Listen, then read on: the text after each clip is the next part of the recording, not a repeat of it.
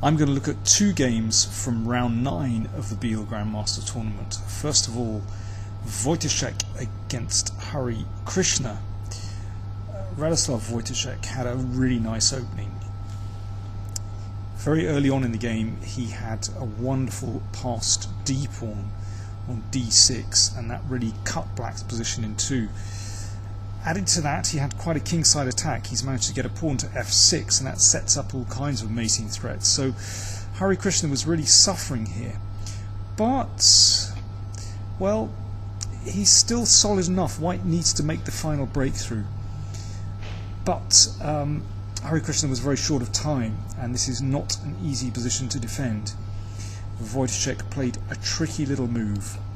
Queen c3.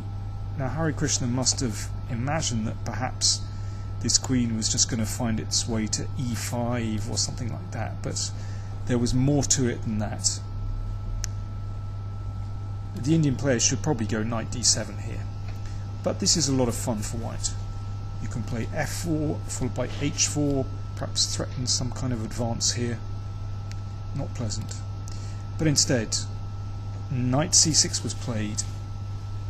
And here's the trick. Well, this got taken off before it lands on d4, and then rook takes e6. Now it's really all over. If this is taken, then f7 check. There's the point of that creeping little move, queen c3, and queen here, and it's really over. For example, rook f8, then d7, and the pawn goes through. Hari Krishna tried rook f8, but queen e5 is a very nice move, and once again, if this is taken, then f7, well, that's actually mate straight away. Queen f3 played, queen e3, white is two, well, actually only one pawn up, but the ending, of course, is completely lost. The queen came back, and now rook e7. And after rook d7, actually Hari Krishna resigned here before white had a chance to play queen h6, threatening a mate, and rook g8, and then rook e8, and it's mate next move with queen g7. Good game from Wojciech, and well, let's go to Giri against Vachier-Lagrave. Anish Giri surprised MVL with a new move against his Grunfeld. And it was looking pretty good for white, but Giri played inaccurately, and by this stage, well, he's still a pawn down, and with queen e6, he said after the game that he was just thinking of making a draw in the endgame. So this is what happened, but surprisingly, this is actually quite a difficult position for black to play, in spite of being a pawn up. Well, it's not a very good pawn, this extra pawn here, but still, the problem for black is that, well, his king is in a very poor position in the corner, the rook has yet to activate, and white is very active with his rook and knight. I think the best response is probably to bring the rook into play. And if knight takes pawn, then rook d7, and now black is defending because his 7th rank is protected. But knight e5 still poses some problems. The point, of course, is to stop black's rook coming to d7, and that is a threat to play knight here. So king here, and you can see that white's rook claims the 7th rank. Now, with best play, this should be a draw. But it's still not easy. Probably now black's knight goes wandering, but black still has to play precisely there to make the draw. But instead of bringing his rook into play, MVL played g4 and relied on this knight to do some damage to white's position. Well, this black knight does manage to take a pawn. If white wants to get anywhere, he has to do this. But this rook on the 7th, in combination with the knight, is very dangerous, and after the game, Maxime admitted that he had overlooked this very clever move, knight d7. Now, one point of the move is to stop the rook coming into play actively. So, well, if rook d8, then you can see the knight blocks out the rook, and obviously rook f8 is prevented. And there's a clear threat here. To play knight f6 and then unstoppable mate with rook h7, a very well-known mating pattern. And of course the king can't escape from the corner because knight b6 check is very nasty. So MVL brought the knight back. And now the king came up the board. So just wants to recover this pawn. And it's already extremely difficult for black. If h5, for example, well, this is actually losing. Knight f6, threatening mate.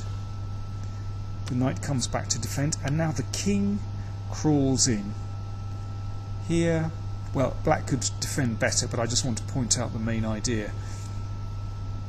Now, rook g7 followed by rook g8 mate. Very nasty. So h5 would certainly be a blunder. So rook d8. And that means, well, the only way for white to make progress is to play this knight to f6. Threatening mate. And now if knight f8, then rook f7 is tricky.